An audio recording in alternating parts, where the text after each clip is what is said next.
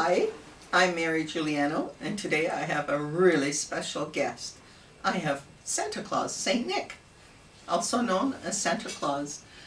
Thank you so much, St. Nick, for coming down the North Pole and sitting here with me for a few minutes. Well, the truth be known, I have a Santa's workshop south, Oh, do you? just upstream from Fernie. So it's not all that difficult to get here for different short occasions.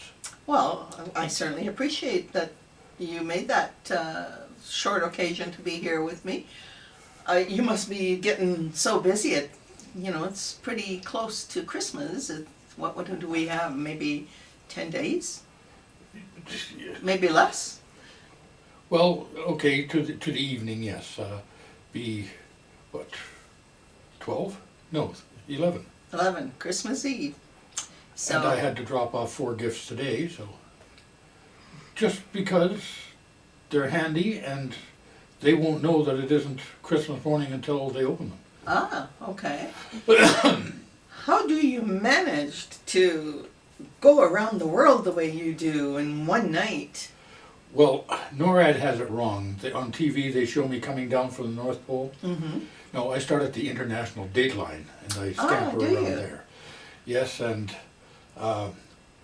French Polynesia is really where I do start because there's a heavy belief in Père Noël. It must be a bit warm there then with your suit. Is this why you have a lighter outfit today? Because it is pretty warm. It is, and that's good reckoning, but I'll have even lighter tonight as I take Mrs. Claus out for dinner. Oh, lovely. So you do think of Mrs. Claus, because she probably does a lot of work behind the scenes, right? She does indeed, a great deal. A hard-working lady. Yes. And just the two of you, no elves? Well, that's the part of Santa that is really magical. I have helpers everywhere, and not all of them look like elves, and a great number of them look like me. Really? That's the magic of Santa and maybe the magic of Christmas. Well, that's really good because, I can understand why you'd have that, there would be that magical thing because, it's a lot of work for just one person to go around the world. Indeed. And I have to tell you, this climbing down chimneys, A little tough. well, in my youth it was a lot easier, but parents are nice enough now to leave the front door open and let me get in that way so I don't strain myself. And I have easy access to milk and cookies. Well, I don't want to bring up age because I'm getting to an age where I'm getting sensitive about getting older, but you must be very old, Santa. Well, as far as I can figure, over 1,200 years. Wow. And I have a fire department behind me when they light the birthday cake. That's a lot of candles. Yes. That is a lot of candles. You would need the fire department behind you. Well, I love that Santa has a sense of humor as well. Santa thinks it's funny. So you're still loving the job after all these years, Santa? The one thing that will keep me going as long as I can possibly do it is the politeness and happiness of children. Yes. There are so many parents who are doing a fine job.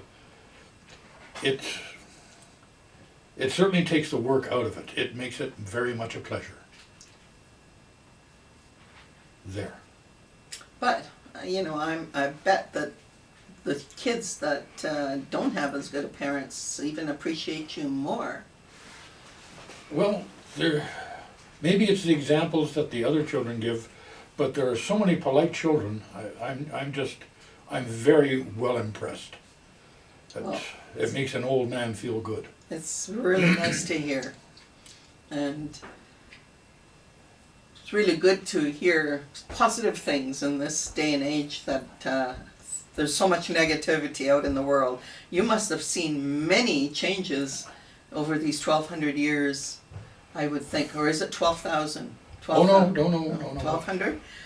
Yes, you must have seen lots of changes. There's the council at Nicaea, where as a bishop, I went to a gathering of Roman Catholic leaders, and sometime after that, for heaven knows what reason, they made me Saint Nicholas. But, I'm also known as Sinterklaas and Santa Claus, Père Noël.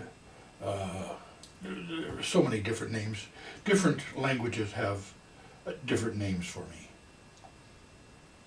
But it all means the one thing.